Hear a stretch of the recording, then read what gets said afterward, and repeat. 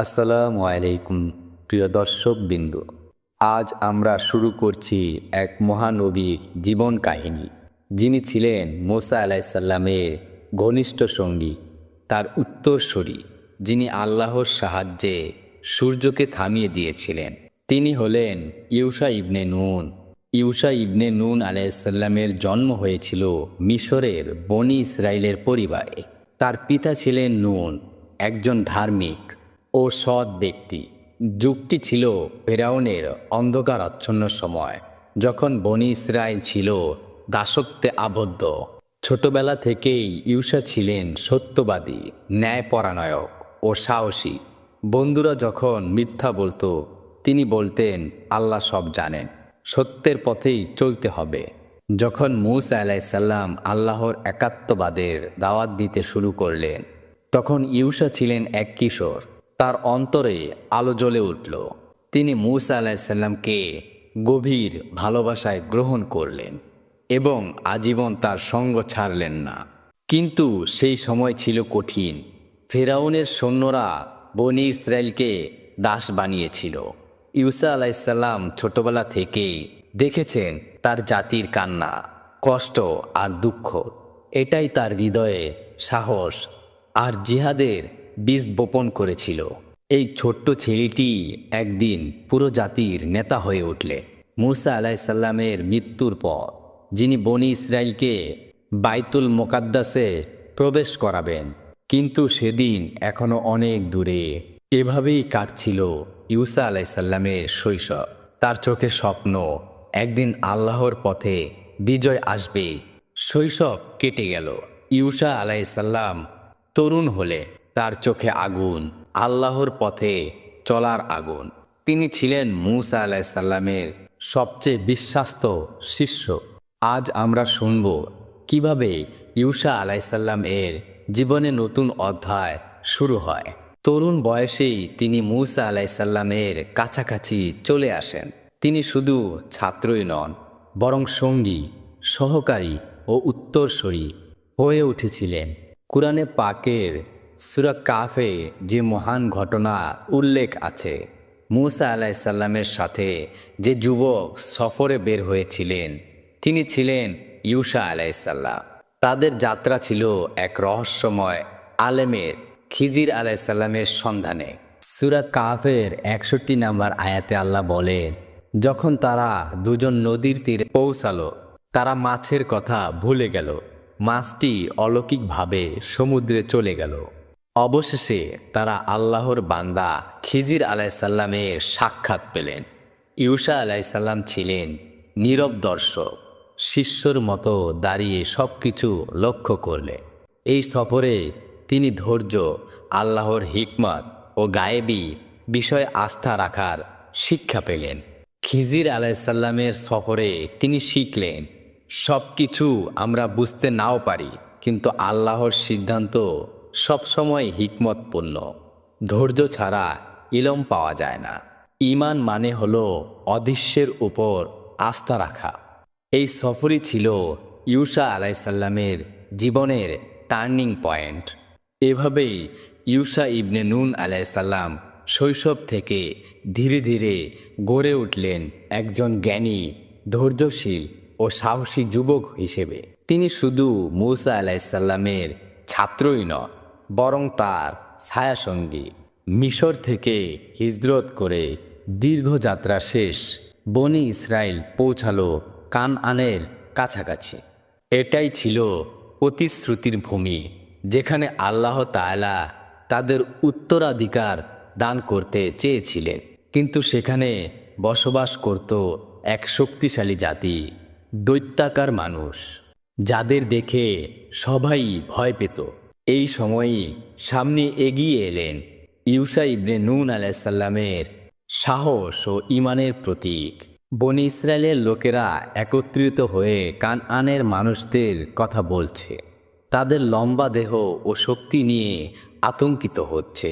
একজন ইসরায়েলি লোক বলছেন, হে মুসা, যেখানে এমন মানুষ আছে যাদের সাথে আমরা লড়াই করতে পারবো না, তারা দৈত্যর মতো, আমরা কখনোই তাদের মোকাবেলা করতে পারবো না। আমাদের ফিরে যাওয়াই উচিত। তাদের হৃদয় আল্লাহর ভরসা কমে গেল, ভয় তাদের গ্রাস করল। ইউসা ইবনে নুন আলাইসাল্লাম দাঁড়িয়ে আছেন জনতার মাঝে, তার চোখে ধীরতা, কণ্ঠে সাহস। তিনি বলেন, হে আমার জাতি, তোমরা কি ভুলে গেছো মিশরের ফেরাউন থেকে কিভাবে আল্লাহ আমাদের মুক্তি দিয়েছেন? তোমরা কি ভুলে গেছো সাগর কিভাবে দুই টুকরো হয়েছিল? আল্লাহ আমাদের পাশে থাকলে আমরা কেন ভয় করব? তোমরা আল্লাহর নামে দরজায় প্রবেশ করো, বিজয় আমাদেরই হবে। কুরআনে পাকের সূরা মায়েদার 23 নম্বর আয়াতে এসেছেন, দুই ব্যক্তি যারা আল্লাহর প্রতি ভয় রেখেছিল, তারা বলল, তোমরা দরজার ভেতর প্রবেশ করো, একবার প্রবেশ করলে নিশ্চয়ই তোমরাই জয়ী হবে। এই দুই ব্যক্তি ছিলেন ইউসা আলাইসাল্লাম ও কালেব আলাইসাল্লাম। বনি ইসরায়েলের জনতা মুখ ফিরিয়ে নিচ্ছে, কেউ কেউ চিৎকার করছে, ওরা যতদিন শহরে আছে ততদিন কখনোই প্রবেশ করব না। তুমি আর তোমার প্রভু গিয়ে যুদ্ধ করো, আমরা এখানেই বসে থাকব। এই ছিল তাদের অবস্থা। আল্লাহর প্রতিশ্রুতি থাকার পরও তারা ভয় পেল। কিন্তু ইউসা আলাইসাল্লাম ধীর ছিলেন। তিনি জানতেন ইমানের শক্তি সর্বশ্রেষ্ঠ শক্তি। তাদের অবাধ্যতার কারণে আল্লাহ তাদের উপর শাস্তি দিলেন। কুরআনে পাকে সূরা মায়েদার 26 নম্বর আয়াতে আল্লাহ বলেন, তাহলে নিশ্চয়ই এই ভূমি 40 বছর তাদের জন্য হারাম করা হলো।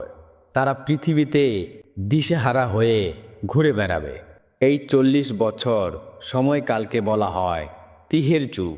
বনি ইসরায়েল মরুভূমিতে ঘুরে বেড়ায়, কিন্তু ইউসা আলাইসাল্লাম সেই সময় ধৈর্য, নেতৃত্ব ও ঈমানের পরীক্ষায় উত্তীর্ণ হন।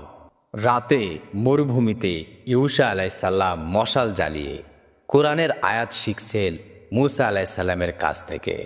এই 40 বছরের শিক্ষা হলো আল্লাহকে ছাড়া কারো উপর ভরসা করা যাবে না। একদিন এই জাতিকে তুমি নেতৃত্ব দেবে।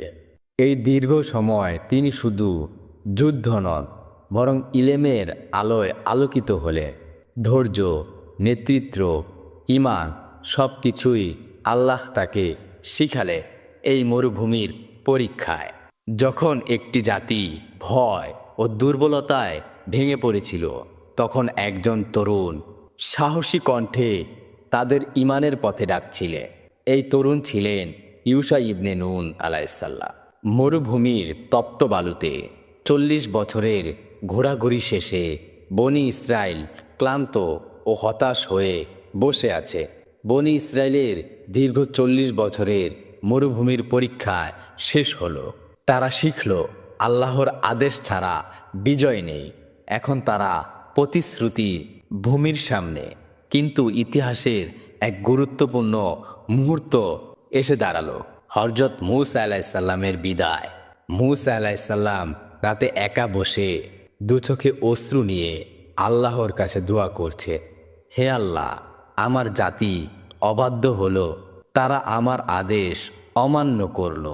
আমার বয়স হয়েছে, আমাকে প্রতিশ্রুতির ভূমিতে প্রবেশ করাবেন না যদি, তবে অন্তত এমন জায়গায় মৃত্যু দিন যেখানে আমি সেই ভূমি দেখতে পাই। হাদিসে এসেছেন মূসা আলাইসাল্লাম আল্লাহর কাছে দোয়া করেছিলেন তিনি যেন পবিত্র ভূমির কাছাকাছি মৃত্যুবরণ করতে পারেন, এবং তাই হলো। হযরতে মূসা আলাইসাল্লাম তার কওমের উদ্দেশ্যে বলছেন, হে বনি ইসরায়েল, আল্লাহ ছাড়া তোমাদের আর কোনো উপাস্য নেই। তোমরা তার সাথে কাউকে শরিক করো না, তার আদেশ মানো, তাহলেই তোমাদের জন্য বিজয় আসবে। আর আমার পরে ইউসা ইবনে নুন তোমাদের নেতৃত্ব দেবেন, তার আনুগত্য করো। অবশেষে মূসা আলাইসাল্লামের পৃথিবীর দায়িত্ব শেষ হলো। তিনি ইন্তেকাল করলেন প্রতিশ্রুতির ভূমিতে প্রবেশের আগেই। কিন্তু তার উত্তরসূরি ইউসা ইবনে নুন আলাইসাল্লামের হাতে রইল জাতিকে নেতৃত্ব দেওয়ার দায়িত্ব। ইউসা আলাইসাল্লাম জনতার সামনে দাঁড়িয়ে আছেন, তার হাতে লাঠি, চোখে ঈমানের আলো, তিনি বলছেন, হে আমার জাতি, আমি আজ আল্লাহর নবী হিসাবে তোমাদের সামনে দাঁড়ালাম। মূসা আলাইসাল্লামের শিক্ষা আমার হৃদয়ে আছে। তোমরা ভয় পেও না, আল্লাহর পথে থাকো, বিজয় অবশ্যই আমাদের হবে। ইমাম ইবনে কাসির রহমতুল্লাহ আলাই লিখেছেন, মূসা আলাইসাল্লামের ইন্তেকালের পর ইউশা ইবনে নুন আলাইসাল্লামকেই নবুয়াতের নেতৃত্ব দেওয়া হয়। তিনি তখন একজন পূর্ণাঙ্গ সৈনিক, শিক্ষিত, সাহসী ও আল্লাহর প্রতি অবিচল। ইউশা আলাইসাল্লামের নেতৃত্বে নতুন আশার সঞ্চয় হলো। মরুভূমিতে ঘোরাঘুরির দিন শেষ। এখন সময় আল্লাহর প্রতিশ্রুতির ভূমিতে প্রবেশ করা।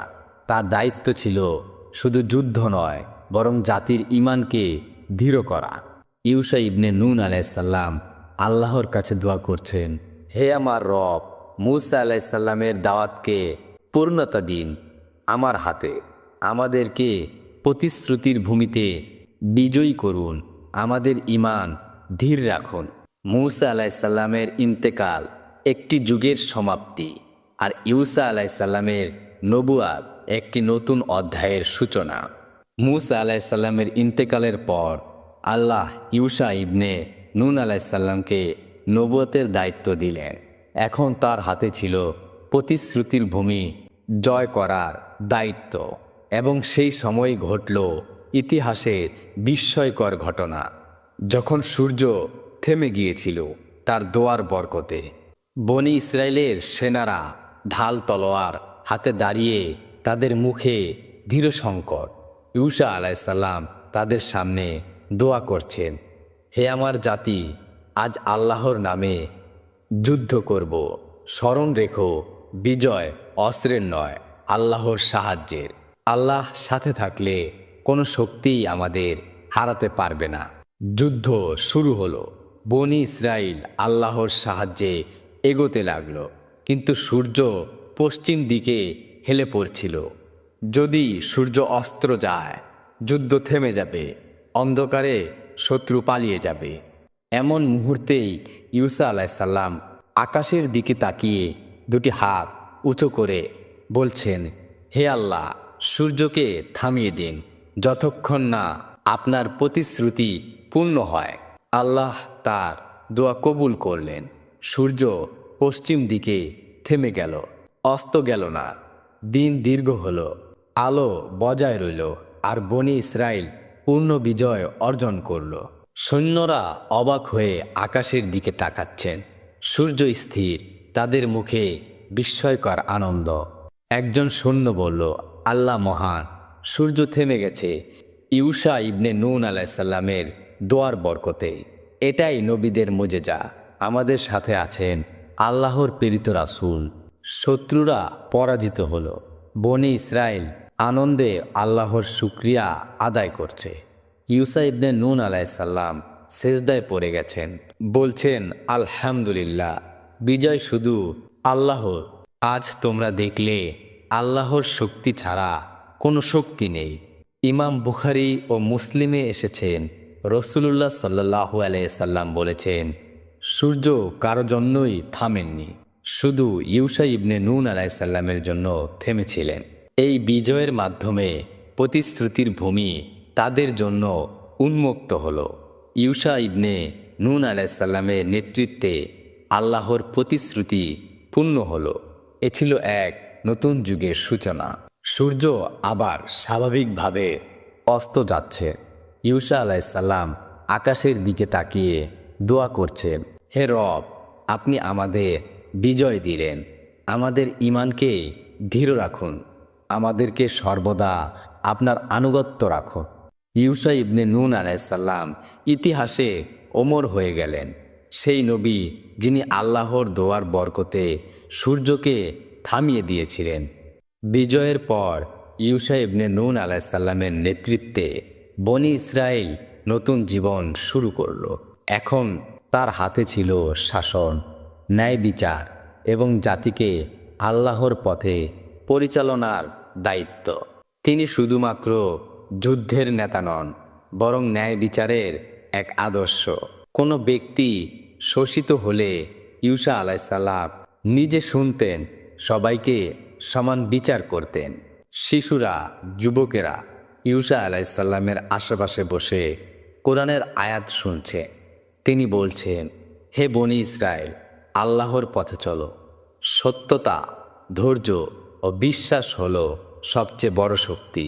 আল্লাহর আদেশ মানলে তোমাদের জীবনে শান্তি ও বিজয় আসবে। শিক্ষা ও আল্লাহর নির্দেশনাবলী ছিল তার শাসনের মূল ভিত্তি। তিনি নিশ্চিত করতেন যে প্রতিটি লোক আল্লাহর পথে চলুক। ইউসা ইবনে নুন আলাইসাল্লাম কখনোই অকারণে যুদ্ধ করতেন না। তিনি নেতৃত্ব দিয়েছেন কেবল ন্যায়, ঈমান এবং আল্লাহর নির্দেশ অনুযায়ী। ইউসা ইবনে নুন আলাইসাল্লামের শাসনকালে বনি ইসরায়েল শান্তি ও সমৃদ্ধি লাভ করে। তিনি যুদ্ধ জয় ও প্রশাসনের পাশাপাশি মানুষের নৈতিকতা ও ঈমানের বিকাশেও নজর রাখতেন। বৃদ্ধ বয়সে ইউসা আলাইসাল্লামের প্রজ্ঞা ও অভিজ্ঞতাপূর্ণ। তার জীবনের প্রতিটি সিদ্ধান্তই ছিল আল্লাহর নির্দেশ অনুযায়ী। এভাবেই ইউসা ইবনে নুন আলাইসাল্লামের শাসনকালে বনি ইসরায়েল সমৃদ্ধ ও ন্যায়পরায়ণ হয়ে ওঠে। তিনি সর্বদা মনে করাতেন, ঈমান মানে শুধু আল্লাহর নাম উচ্চারণ নয়, তার আদেশ মানা, ন্যায় বিচার করা। ইউসা ইবনে নুন আলাইসাল্লাম নদীর ধারে একা বসে দোয়া করছেন, হে আমার রব, আমাদের হৃদয়কে আপনার প্রতি নিষ্ঠাবান করুন। আমাদেরকে শক্তিশালী করো, যেন আমরা অন্যায়কে পরাজিত করতে পারি। তিনি ব্যক্তিগত জীবনে সর্বদা দোয়া করতে এবং জনগণকে শিক্ষা দিতেন যে আল্লাহর সাহায্য ছাড়া কোনো বিজয় সম্ভব নয়। শহরের বাজার, মানুষ কেনাকাটা করছে। ইউসা আলাইসাল্লাম তাদের সততার কথা মনে করাচ্ছে। বলছেন, হে বনি ইসরায়েল, ধৈর্য ধরো, সততা বজায় রাখো, কারো সঙ্গে অবিচার করো না। যদি তোমরা আল্লাহর আদেশ মেনে চলো, জীবনে শান্তি ও সমৃদ্ধি পাবে।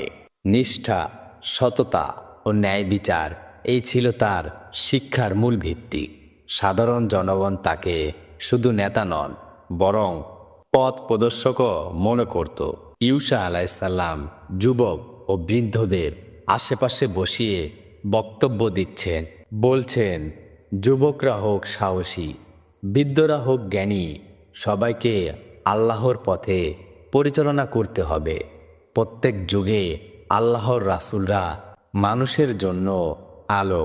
এই শিক্ষা বনি ইসরায়েলের প্রতিটি ঘরে ছড়িয়ে গেল। যুবকরা সাহসী, বৃদ্ধরা জ্ঞানী এবং সাধারণ মানুষ ঈমানের আলোতে আলোকিত হলো। ইউসা ইবনে নুন আলাইসাল্লামের জীবন ছিল উদাহরণ। যে ব্যক্তি যুদ্ধেও বিজয়ী, নেতৃত্বেও ন্যায়পরায়ণ এবং সর্বদা আল্লাহর দিকে মনোযোগী। এভাবেই তিনি বনি ইসরায়েলকে শুধু প্রতিশ্রুতির ভূমিতেই প্রবেশ করালেন না, বরং তাদের হৃদয়ে আল্লাহর প্রদীপ জ্বালালেন। বৃদ্ধ বয়সেও তার চোখে ছিল দৃষ্টি, মুখে সর্বদা হাসি, হৃদয়ে আল্লাহর প্রতি নিষ্ঠা। তার শিক্ষা বনি ইসরায়েলের প্রতিটি ঘরে পৌঁছালো। দোয়া, শিক্ষা এবং নেতৃত্ব, এই তিনটি ছিল তার জীবনের মোড়। তিনি নিশ্চিত করলেন যে তার পরবর্তী প্রজন্মেও আল্লাহর পথে চলবে। ইউসা আলাইসাল্লাম ইন্তেকাল করলেন আল্লাহর দোয়া ও সন্তুষ্টি নিয়ে। বনি ইসরায়েলের মধ্যে তাকে স্মরণ করা হবে ন্যায় ও ঈমান নেতৃত্বের প্রতীক হিসাবে। ইউসা আলাইসাল্লামের মৃত্যুর পরও তার শিক্ষা ও ন্যায় বিচারের আলো ছড়িয়ে গেল। তার শিষ্যরা নতুন প্রজন্মকে আল্লাহর পথে পরিচালিত করল। বনি ইসরায়েল সমৃদ্ধি, শান্তি ও ঈমানের পথে এগিয়ে চলল।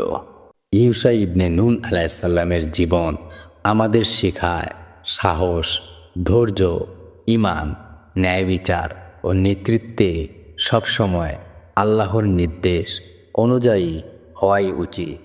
তিনি শুধু নবী নন, এক প্রজন্মের জন্য জীবন্ত শিক্ষা হয়ে উঠলেন। এভাবেই ইউসা ইবনে নুন আলাইসাল্লামের জীবন ও কাহিনী শেষ হলো। তার সাহস, ঈমান ও নেতৃত্বের গল্প আজও আমাদের হৃদয় অনুপ্রেরণা জাগায়। একজন নবীর জীবন যা দেখায় সত্যের পথে দাঁড়ানোই সর্বশ্রেষ্ঠ বিজয়।